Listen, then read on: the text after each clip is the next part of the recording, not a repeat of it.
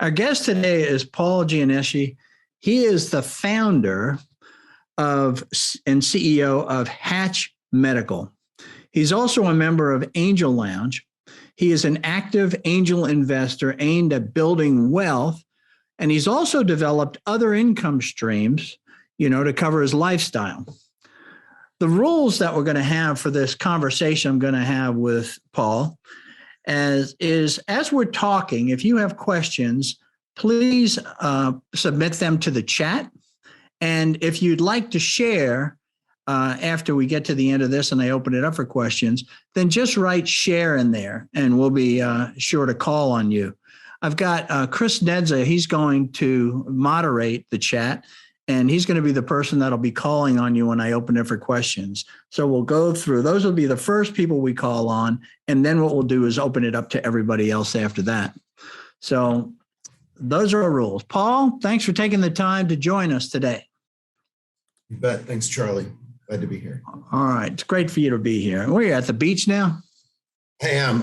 I split my time between Atlanta and we've got a place in the Panhandle in between Destin and Panama City. So okay. It's a rainy, cloudy day, but it beats snow. Well, I'm sorry I'm sorry that they disappointed you there while you're looking at the ocean. But tell us this. Why don't you start us out by giving us a little bit on Hatch Medical? What is it that you've created there?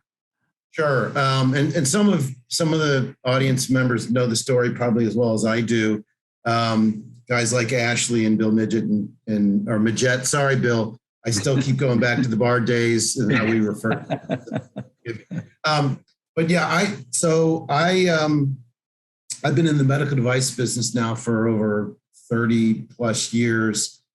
Spent 8 or so between companies like Bausch and Lomb and C.R. Bard, where I got to meet Bill, and then actually Hatch Medical was a subject of my capstone project when I was getting my MBA. And I was at Bard, and Bill knows a gentleman by the name of Bert Mirsky.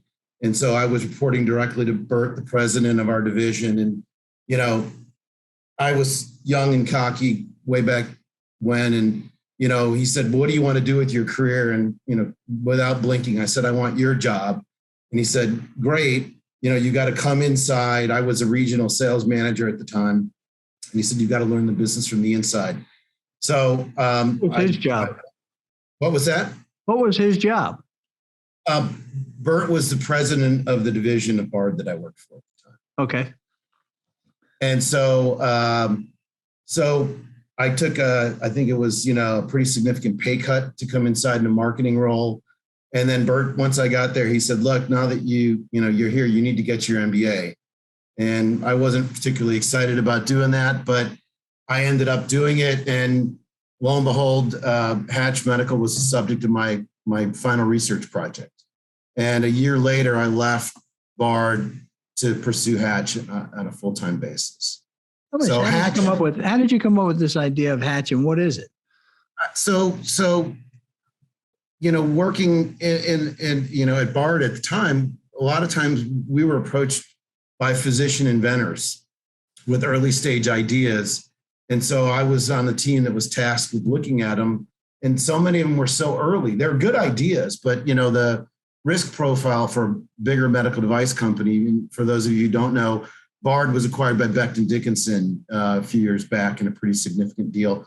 And so the reality was these things were too early for Bard to do. And there's really not a whole lot of opportunities way back, this is 22 years ago, for early stage physician conceived ideas to get some traction. And, they were too early to get, any real funding. And, they didn't have enough, they hadn't done enough to prove that what they were trying to do would make a difference. And so I thought, gee, if there was some company that could bridge the two, that would make sense. It would, and I, foolishly, this was in 2000. And if you think back to what was happening in the equity markets back then, if you didn't have a .com after your name, you didn't get funded. And so I talked to a few VCs, and they're like, so what? A few doctors, you've worked in the medical device industry, but there wasn't particular, it wasn't, and perhaps it's a reflection on me more than it was anything else, a reflection or there wasn't a whole lot of interest in funding Hatch Medical, which is essentially to take early stage ideas, put a team around it, take it to some inflection point, and then try and sell it, license it, or distribute it, depending on what it was. That is an interesting deal.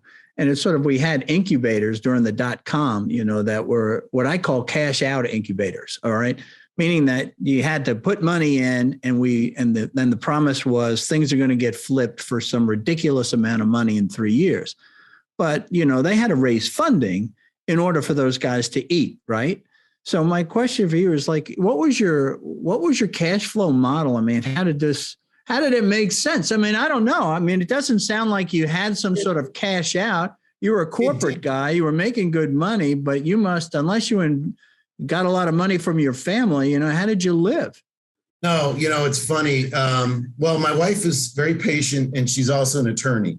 And so, we sat down and we looked at our personal finances, said, I'm going to give this a few years. We can do this. We can cover our mortgage payment. We can put food on the table through her means. And so it was a high risk proposition because what happened when she said to you, okay, great, I'll float the boat for a while. We'll cut everything back. We'll get more conservative, but show me the money. Like, what was your answer to show me the money? Right.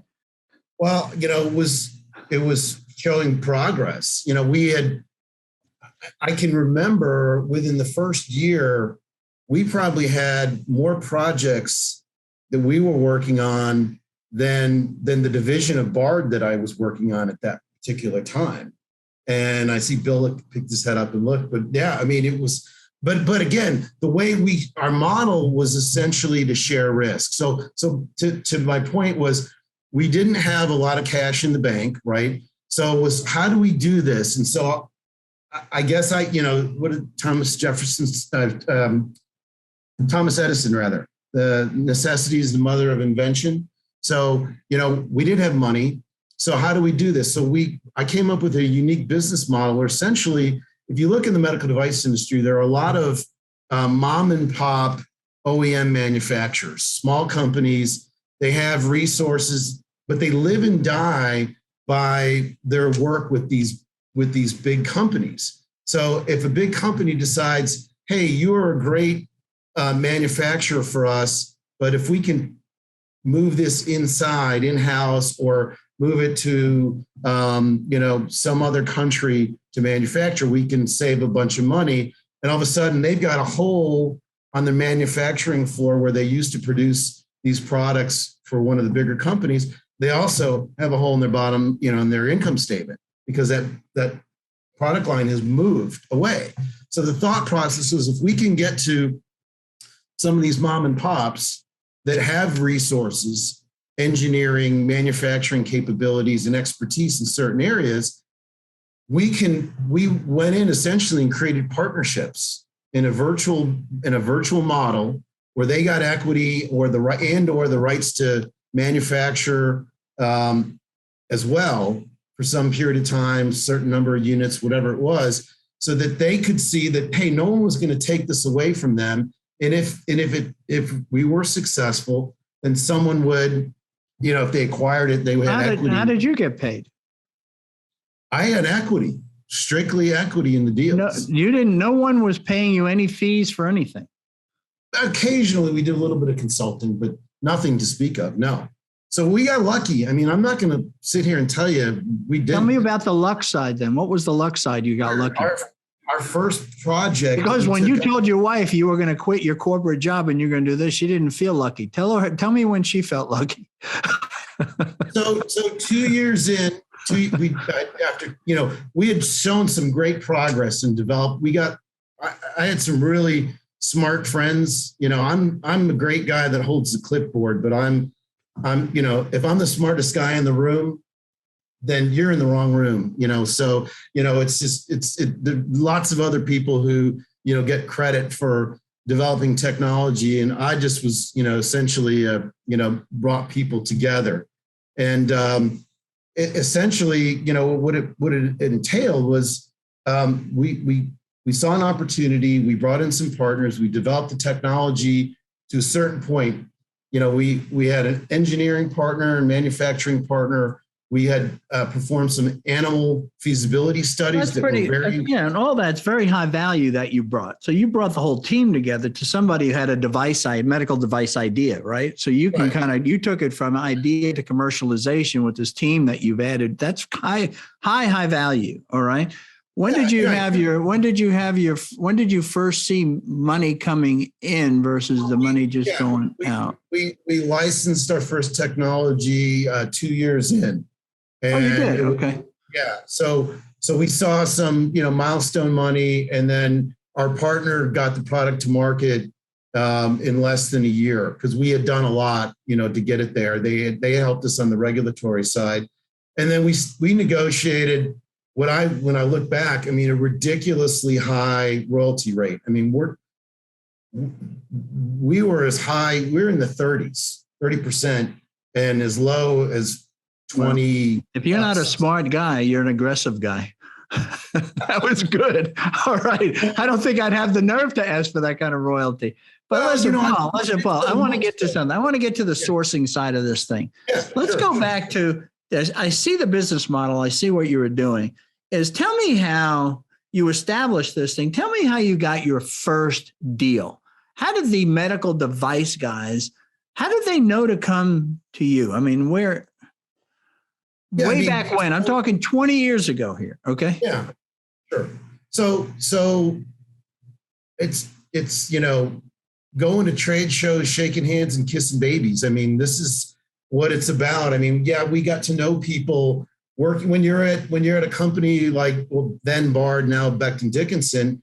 People do seek you out, right? So you got to know people because you got a brand. They know you got money, right? You got market, you got money, you got distribution, sure, but you got nothing, right? But you're a Hatch Medical. You've got an Emory MBA business plan, all right?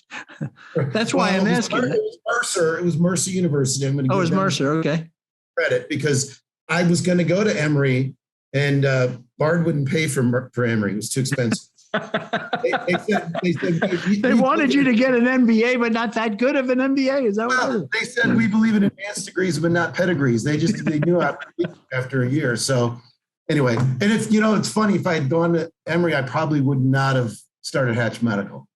So, but that's another story over a beer someday. But yeah. So at any rate, it was. We had some early stage stuff we were working on, and honestly, it was going to trade shows, and it was booth to booth, person to person, shaking hands. What did you tell them back then? What's that? What did you tell them back then about yourself when you went booth to booth? Because you're just this guy with an idea with a great name, Hatch Medical. And they were asking, so what's Hatch Medical? What did you tell these guys that had medical devices? A virtual medical device incubator. We're developing early stage technology. We focused on a very specific niche. We do, and we still do a lot in the interventional radiology space, but primarily minimally invasive devices. So we've got one of the things that we did to add credibility to who we were. We sought out. We've got 6 physician advisors that comprise our scientific advisory board. They have a little bit of equity in Hatch Medical, and they were who's who, and they still, some of them are in the twilight of their career, but, I think virtually every single one of them was president in their respective society. You created these physician advisors when you created Hatch Medical. That was part of your business plan. Right. My business plan, right. To give credibility to us because we had none. Right? That's my point. That's what I'm at. That's what we're all about here. Right. Because when we start as angel investors, it's like, well, why you, right? That's what an entrepreneur might be saying, because he has one shot to get a good investor. Okay. Right. So that, we would sit there if you go to our website today and you look up, who we are, you won't see the 6 advisors' names. That was intentional. Let me ask you this then. Why did those guys say yes? What did you tell them? They got better things to do too, right? I told them what we were trying to do, which is develop new medical devices to help improve patient care, reduce costs, and help them in their practice. And so they saw me, I'm going to say that I leveraged my relationships with them when I was at Bard. There you go. I'm sure, thanks to Charlie Bard, as we used to say, we bought a lot of steak dinners back in the day when you could do that. And that helped. I see Bill smiling because he knows. But that's but what you're telling me is that you didn't cold call these guys.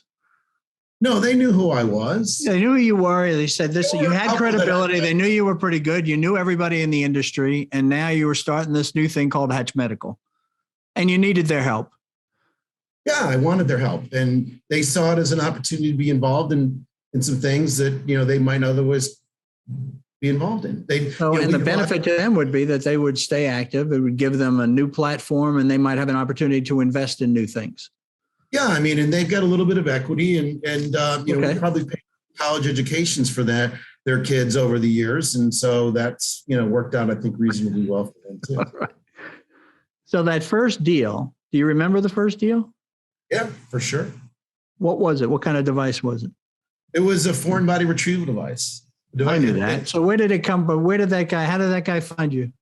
Well, it's interesting. As an engineer that I worked with, who was a partner company, and I had this, I saw the market opportunity. There was only one competitor in the space. It's not a huge market. It was probably $35 million market, but there was only one company. It was a decent product, but it wasn't great. And so I went to this engineer and I said, what do you think? Can we come up with something better? And he said, yeah, no problem. And he did. Arguably, I'm named on the patent, I think, because certainly I was holding the clipbook. This guy was a former employee that came up. You went to start something. He was not a Bard employee. He was an employee of an outside company, and we were both outside. We had both left Bard at that point, and we started talking about opportunities. So you brought him into Hatch to build this product, and you must have had to get paid, so you had to pay him because you had to raise some money. He saw the vision. We made him a multimillionaire as a result of the first deal. Okay. So he feels pretty good about it, even to this day. So yeah, it worked out. It was all about betting on the come. It was, if you believe. Our model. I get all of that, but what I'm trying to get us down to is the sourcing side. This is what I'm saying. So where did that deal come from? You said you saw a device in the marketplace. You happened to know this, had a relationship with this guy that you used to work with or knew about in the industry. You approached him on it and he said, yeah, we could do this. And that's how that first one got started. So that was interesting how that deal got put together. How did you then progress from there? Like, how did you find new deals, new medical devices, new connections? What are the things that you did to continue to stay active in the industry so that deals came to you? Yeah, no, it's a good point. And in the early days, it was things like I wrote articles for some of the journals that these physicians read about, innovators in the medical device industry. In fact, there's a local innovator who was one of the first guys I interviewed, a guy by the name of Jay Yadoff. Some of you may know Dr. Yadoff. He's behind Mirus. He was behind CardioMEMS. Jay's a legend, and he was one of the guys I interviewed for an article. To talk about one of the things he did. Because there's always.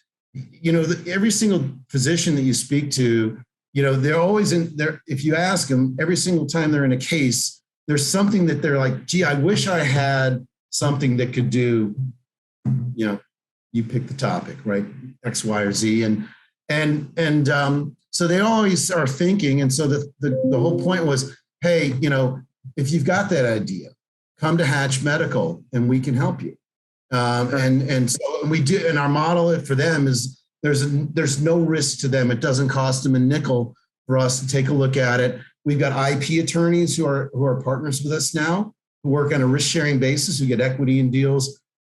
We've got biomedical engineers, bricks and mortar manufacturers, regulatory consultants. I mean, essentially whatever we need to advance the technology, we have access to.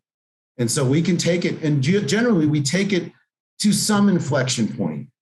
Now, we tend to do a lot of licensing because, when you get to a certain point, it becomes very expensive and it becomes all Did you do consuming. licensing when you were at Bard? Were you on the other side of the table for that? A little bit, yes. Yeah, a little bit. Were you actually cutting those deals? I was a team member, so I wasn't the. So you saw the models on how big companies then license products. Typically, right, but we were getting in so much earlier with these clinicians. We honestly, if we license the opportunity with that clinician, we're taking a majority piece in the deal because we have to. Because what we'll do is then bring another. What was your deal on the way in with somebody that had a medical device that you were going to represent? I mean, what was the split, for example, then how you were looking? All over the place. And so, so just to segue a little bit, our business has evolved. And so, yes, Hatch Medical is still a medical device incubator, but what we do a fair bit of now, we use the term brokerage. I suppose if we were an investment bank in a proper and true sense, we would use the term advisory services. But, we'll do things investment banks won't do. We will license out technology. We will set up distribution for clients. And yes, we help sell off non-strategic assets, product lines. We've represented companies, we've had multi-billion-dollar companies that have retained us to sell off product lines that are non-strategic for them. And at the same time, we've done deals, representing, the inventor who, was in their basement with a space heater and a light bulb and came up with something and that we ended up licensing out. Have the deals over time? You said that one of the things you did is you did trade shows. You also really leaned in heavily into the relationships that you had built over your career while at Bard and other companies, right? So then what else did you do? And my question really is did the deals get bigger? Okay, as you kind of progressed and built more and more commercial credibility for Hatch Medical? The deals are certainly on the brokerage side are bigger and better. We're now turning away some early stage stuff. We've got 3 or 4 clients now that have FDA cleared product lines. They're maybe early, a couple million in sales. We're helping to put deals together to either, try and ramp that up for them or they want to exit that particular business. We've got a few, private equity groups and that are looking for bolt-ons that have come to us on the buy side, where we're trying to help them source opportunities as well. So we're doing a fair bit of that, but on the broker on the incubator side, we still, to be clear, we still do that, but we tend to focus on smaller opportunities, product lines, as opposed to, there was an old saying I can't remember, one of my mentors said, when you dance with elephants, sometimes you got to be careful about getting stepped on. And so we we don't want to go and compete against the likes of a Medtronic or a J&J or, one of these. We like smaller opportunities where there's not been a lot of innovation. There are fewer competitors. They're not huge markets, but we can go in and literally take the market over. We've got a deal we did with a company. They launched the product in November, FDA cleared. Every month they're doubling sales now. And, it's one of those deals that we love because we can identify where the hospitals are it's a particular procedure that requires, some innovation. And so our partner knows exactly where those accounts are and they're going in and they're literally turning them over. I think that's an important thing that you're mentioning as far as what you just gave an example of for angel investors, especially starting sort of your own incubator like this. You have to move into a space that there is sort of product market fit. In other words, there is a need, if you will. Okay. But it's not big enough for the big guys to kind of be interested in. They can't move fast enough in it. They can't They can't invent it. They can't invest in it. If it was there and commercialized, I'm interested, right? So, so you stay out of their way and you find your place or your niche in the marketplace. And that was something that I did too. I had to stay out of the way of VCs. Well, how do you stay out of the way of VCs? They were all software investors. And I said, I'll do services. Well, they didn't care about services. And I said, cash flow is pretty good. And next thing I know, somebody bought the business and I had all of a sudden $1 million, multi-million-dollar exit, and they still don't even like services. So it's you got to stay out of the way of the really, really big money, okay, or the highly influential players like you did. So what other things did you get involved in? There's a couple of really good ideas here, starting with the trade shows, leveraging off your people. I love the idea that you have of writing articles. Okay. So leverage your experience with these magazines and then interviewing the people that you always wanted to talk to who might not have given you 10 minutes. Now they're going to be in a magazine. Of course, they're going to talk to you. So you build relationships that way. That was brilliant. What else did you do? Other things, got involved with various groups, Southeast Medical Device Association, which merged with Southeast Life Sciences. When that started, I got involved. I've been becoming president of that organization. It's now the Southeast Life Sciences Association. In fact, we had a board meeting this morning. So why is it not enough? Why is it not enough to just volunteer? To not be just a member of an association like that? You moved in and you took leadership roles, eventually becoming president. Why is that more important than just being a member and meeting people that way? Well, what benefit did you derive from that? That's what I meant. Well, you meet more people when you're in a leadership role. And I think you build some credibility, assuming, you provide some value to the organization. And so I think for me that's been part of it. And it's just something I've enjoyed doing. It's a give back kind of thing. And I'm, and there's people, on the call. I'm involved with GRA, Georgia Tech's venture lab. Biomed Investor Network was a local angel group focused on the medical device space, or not just medical devices, of course, but that healthcare space. And I'm involved, now with Keiretsu Forum, which is an Atlanta chapter. Barry's here, and there's a lot of medical device deals that come through there. And I'm in probably all told, I'm in probably, 14 or 15 medical device deals as an angel investor, and so when you do this angel investing, like through a Keiretsu Forum, they're not part of Hatch Medical. You're just being an angel investor, right? But how much do you put towards, how much do these deals usually raise at the round that you enter, and how much of that do you take? How much a bite of that do you take? You're talking about Hatch Medical, or you're talking about Paul Gianneschi, the angel investor? Paul Gianneschi, the angel investor.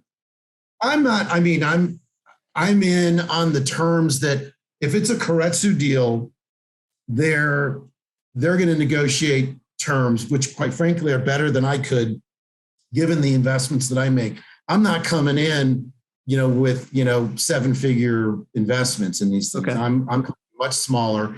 They're early stage deals. Are you a 6-figure guy, or are you generally not in any one deal?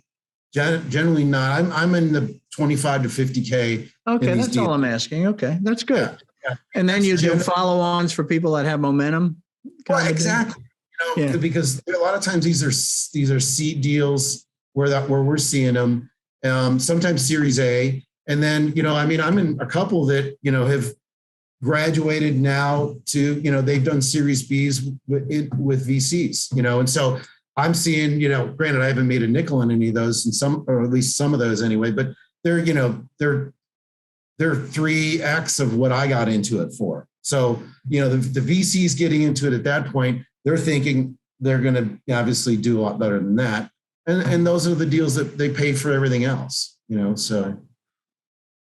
But when you join these associations, I got just a couple more questions. When you join these associations, Did you join them saying, I'm going to move into some sort of a leadership or involvement role, real volunteer role, or it's just based on your personality and how you operate, you just sort of wind up in those places? Yeah, I think it's the latter. I mean, I didn't go into this calculating saying, oh, I want to be president of, or the Southeast Life Sciences or something. It's just kind of happened. I think I joked that when I became president of SEMDA, it had only been around for a few years and we were not doing well. And one of the large law firms had sort of founded it here, in the Atlanta area. And I think it was a partner who had served as president, and they were wanting to kind of roll off and turn it over to the other people who were on the board. And I think I stepped out and had to use the restroom, and I came back and everybody was clapping for me. And they're like, "Hey, our new president!" And I joked that I was captain of the Titanic at that point. But we did some things to shore up our finances and created some strategic partnerships, and we survived. But I think you're one of those guys that, when there seems to be some need, you step into it. You don't step into it thinking that you're going to lead, but you step into it with an opinion. And when you have a pretty strong opinion and it has to have a little piece of wisdom with it, they go, hey, we should make him the leader. Right. So that's interesting. That's my daughters and my wife. I'm not short of opinions. Okay. Sometimes I wish I was. I mean, my attitude. What advice do you have? A couple of last questions. What advice do you have for new angels to begin getting into deal flow? Because you've seen a lot of angels, you've done it yourself. You kind of came into this. You stayed very much in an industry vertical, in a niche, which was really cool. But what would you do with new guys? They just come in, they're coming out of corporate, they want to be an angel, or they're an entrepreneur, just sells their business and they want to become an angel. How do you get into deal flow? I mean, I think, a couple of things. They need to understand,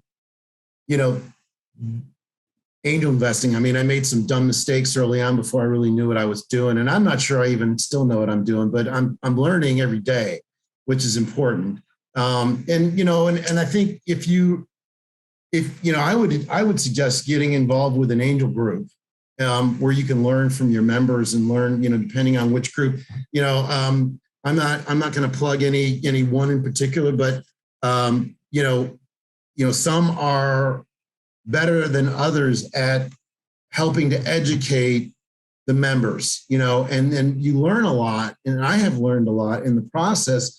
The other thing I guess I've always leaned back on, I'm trying to remember the fund manager. He ran Magellan for Fidelity back in the early days. And I remember reading a quote, somebody will remember his name. I can't for the life of me right now. Peter Lynch, thank you. Peter Lynch, thank you. Yeah, Peter Lynch said, invest in what you know. And those words stuck with me. And that's why I'm in so many med tech deals, because, mistakes are expensive, and especially when you're talking about investing and whatnot.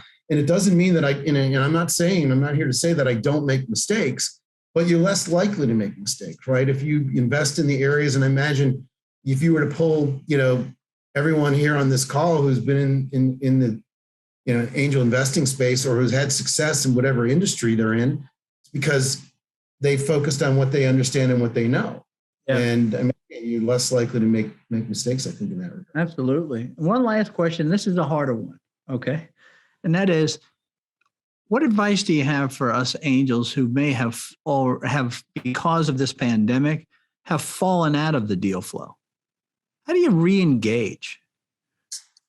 I honestly, for me, this has been actually easier for me to engage in many respects, because I don't have to get on an airplane in many instances. And I will tell you, we leaned heavily on LinkedIn during this pandemic. We had to change our model in terms of how we got in front of strategics.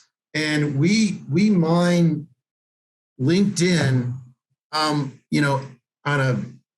a daily basis, whether if we know we're going to be potentially picking up a client in a particular niche in the medical device space, where we may not have a lot of contacts right now, these things take a little time before our contracts are put in place. We start getting on LinkedIn and connecting, we start at the CEO level, because I know if I can connect with the CEO in that organization, when I go to the VPs of that company, they're going to look and say, hey, well, look at Joe Schmo, who's the president of our divisions, connected this guy. He must not be a knucklehead. So, they end up connecting with us as well. The next thing you know, I've got, a laundry list of people in that organization. So when the time comes, I might not be super close to them, but I can reach out to them and say, we got this deal. We think it's a great fit for you guys.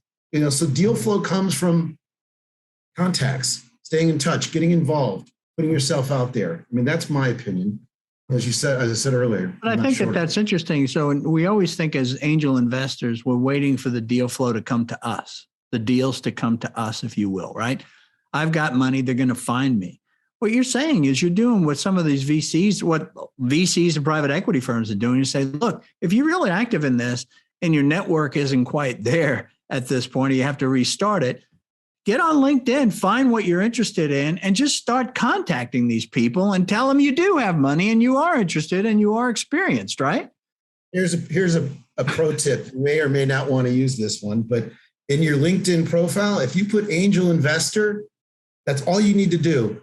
People will start showing up out of the woodwork, sending you stuff. I'm telling you. So you may not want, if you don't want that, don't put angel investor in your profile. But it happens. I can tell you, I get, I don't know, 3 or 4 a week.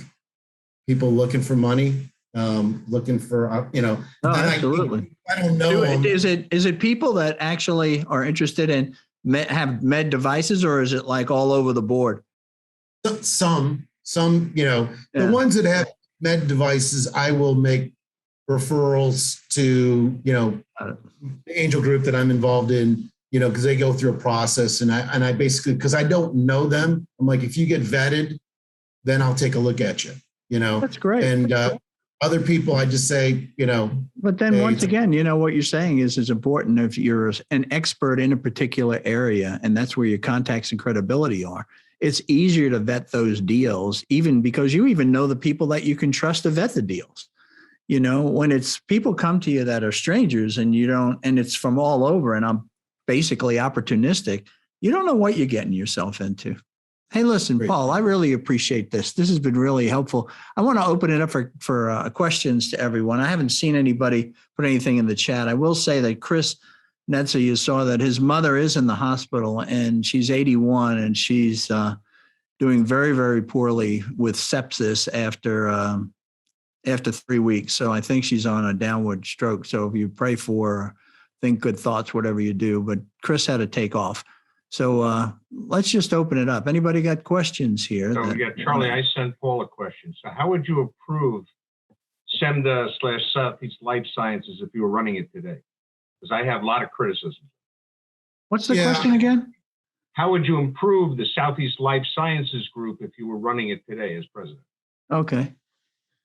So, Barry. How does this have to do with the sourcing that we're doing here, or this topic of sourcing? I don't want to get us too far afield here. Okay, we can skip it. We'll do it privately. Can we do that? I think that would be. That's fine. Be all right. Anybody have something on sourcing or sharing on how they source? I'm sorry, Barry.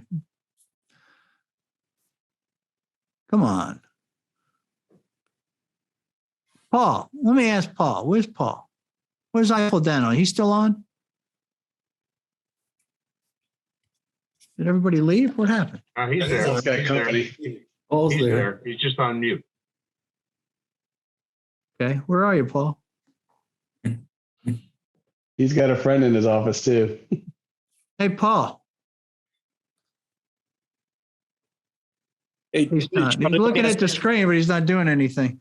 Let me ask. Can I ask a question, Charlie, in the meantime? Yeah, please do, Bill. If and this is for Paul. I know Paul way back. I know Bert Mirsky, of whom he spoke, who's the president of Bard Urological. I was the president of the other division, and I knew Bert well. Bert was a smart guy. And Yeah, Bert was an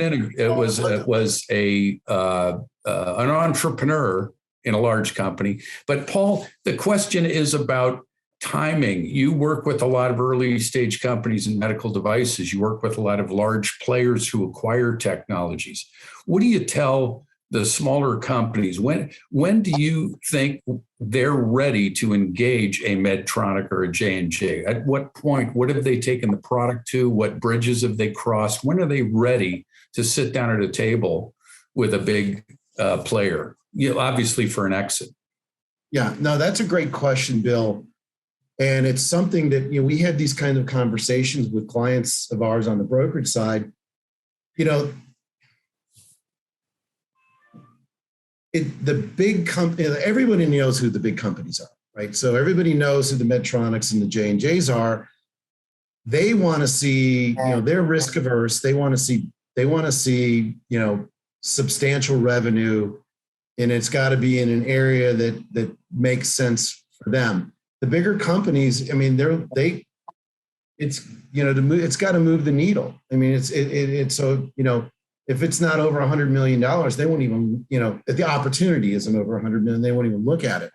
What we found where we get a lot of deals done are the B, C, and D tier players. Those companies they recognize they can't compete with the Medtronics of the world. They don't have the same checkbook. So they've got to get in deals earlier and take a little more risk and maybe put in a little bit, put some capital in, some resources.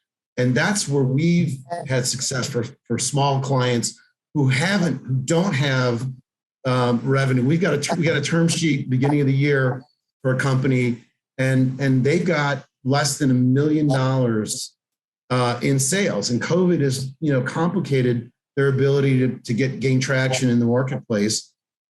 But we got to deal with a multi-billion-dollar European company.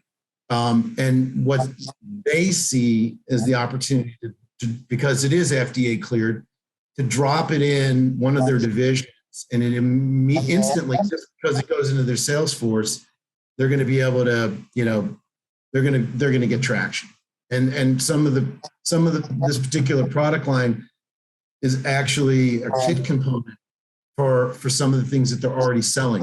So they know that instantly, that they're going to gain access because they themselves will put it in their own product line. Does that help, Bill?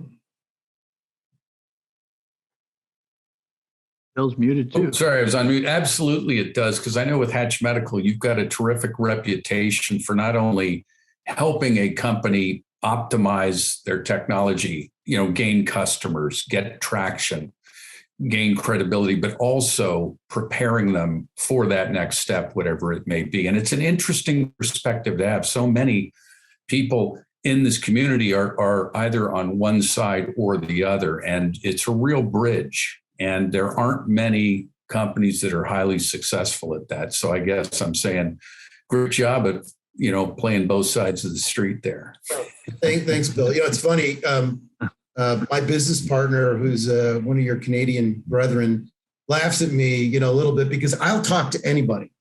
If somebody reaches out to me in the medical device space, I'll talk to them, because my philosophy is, I might not be able to help them, but they may know somebody who I can't help.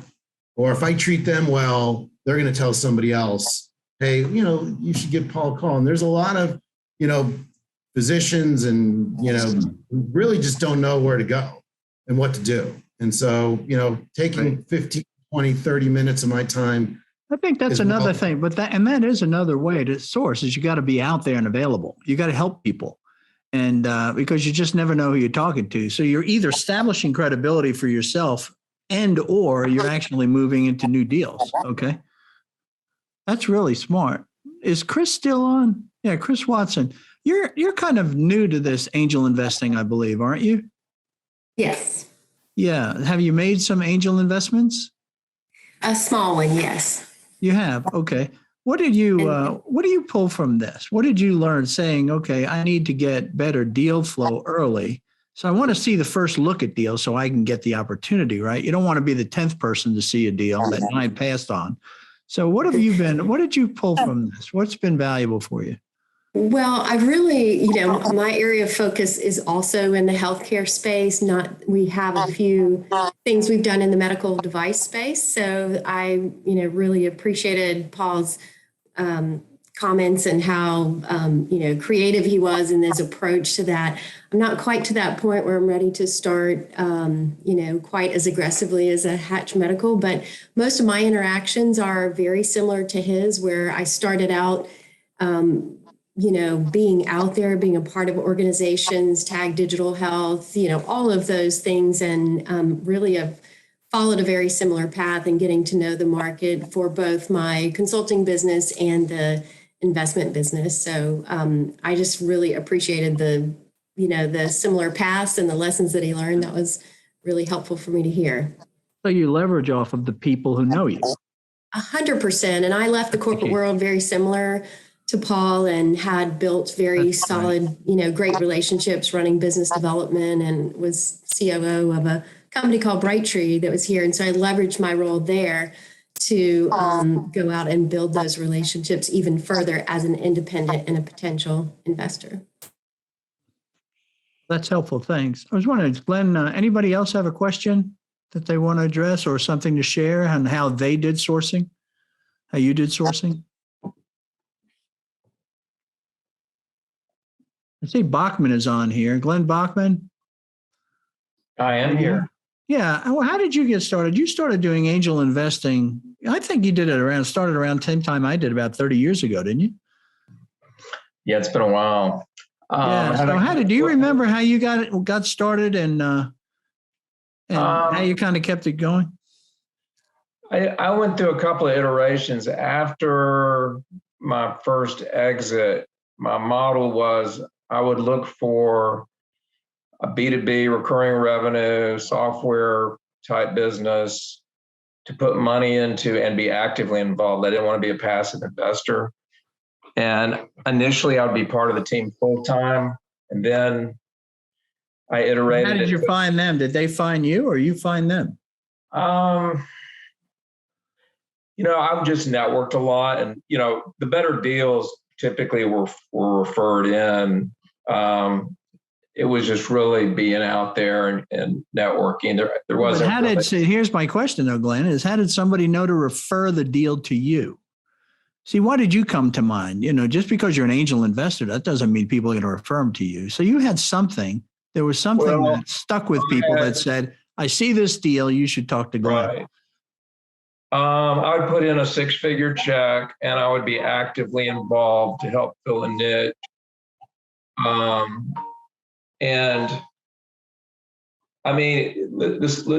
The space wasn't nearly as crowded as it is today.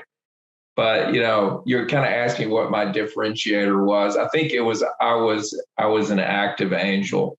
I would get in the trenches with the entrepreneurs with capital, and I would take a revenue generating role. Okay. And that was really it. Then from there, I went through some iterations of not wanting to do a full-time role. I would do a part-time role. I would, in some cases, help lead the round, raise capital. Mm-hmm. And then later, I did some non-equity debt deals where I would do revenue royalty. That wasn't being done in Atlanta. Still, you don't see a lot of it, where I would take kind of the revenue rather than equity. So when you switched your model, I'll say that was a creative way to do angel investing, I thought. Yeah, but how did you switch your model like that? How did all of a sudden you start? It's one thing to say, hey, I've got an idea. I could do revenue royalty deals so I can get cash flow, as opposed to doing traditional equity deals like we do in angel investing. Okay, now what? How did you get out of the blocks with that? With the revenue royalty? Yeah, okay, so I've changed my model. Who do you call? I did a couple things there. I studied some VC firms that were not doing it in the South to see what they were doing. And then I went to see a lawyer to understand what the legal ramifications were, what the usury laws. But I'm asking you, and that's figuring out the product. I'm asking you, or how to invest. I'm asking you, how did you find your prospects that would need this, would be attracted to this type of investing? On the royalty side?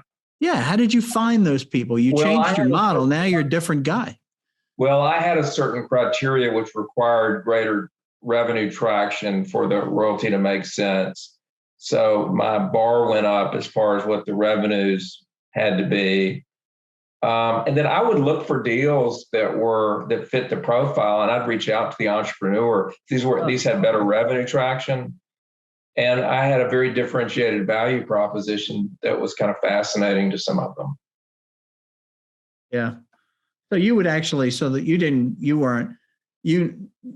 what you were looking for, and you went and contacted them.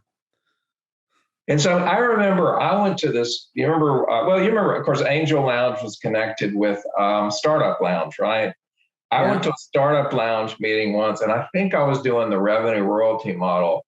And I had a line of entrepreneurs at an event waiting because it was such a different model. So a lot of it was networking.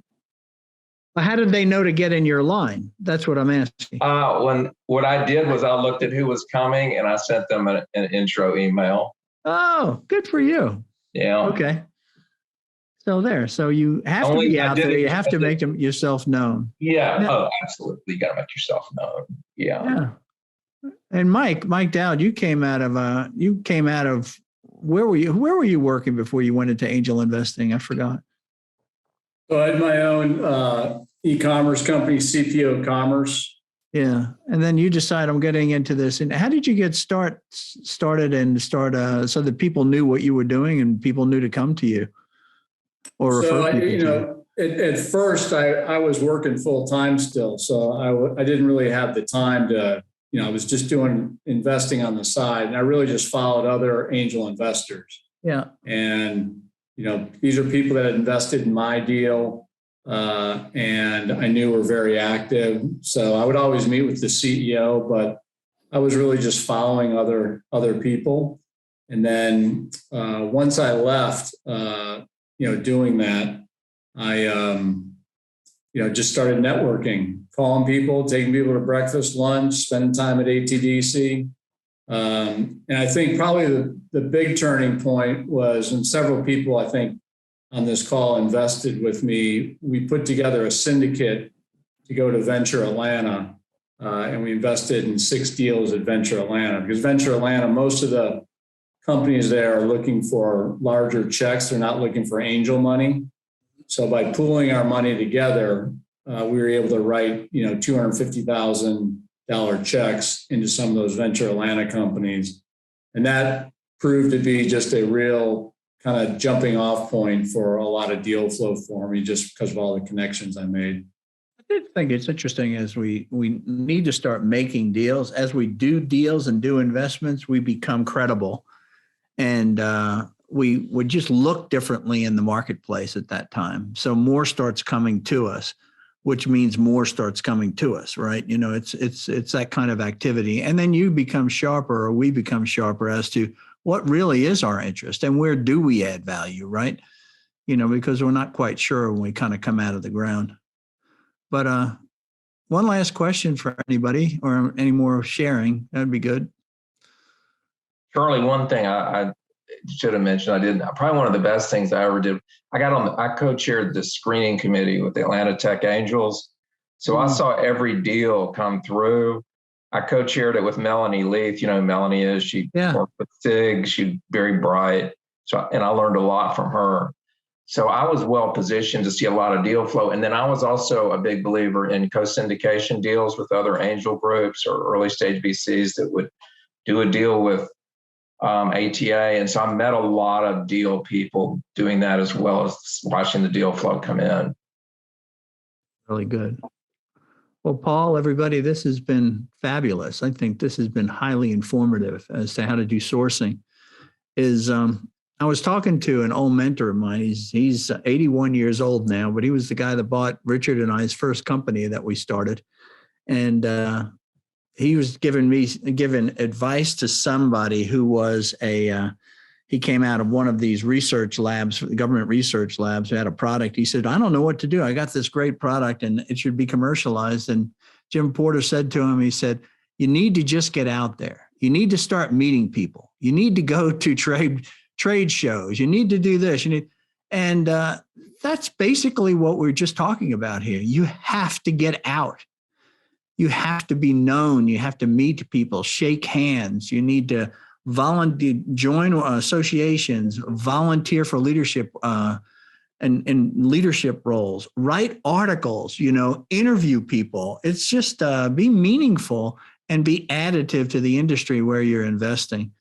This has just been fabulous. Paul, thank you for getting us started on this conversation. I hope everybody's gotten a lot of value from it. Thanks also for attending Angel Lounge. Our next meeting is going to be February 17th. Our guest is going to be Bill Majette, and Bill is going to bring along with him a CEO that he invested in. And the topic is really about how important it is for angels to add value to deals. So we'll hear it from both ends, both the investor as well as the founder. And that's what we got. So I'll see you next month, February 17th. Thank you all for coming. I appreciate you hanging in there with us, and have a good month. Thank you, Charlie. Thanks, Charlie. Thank you. Bye-bye. Bye-bye.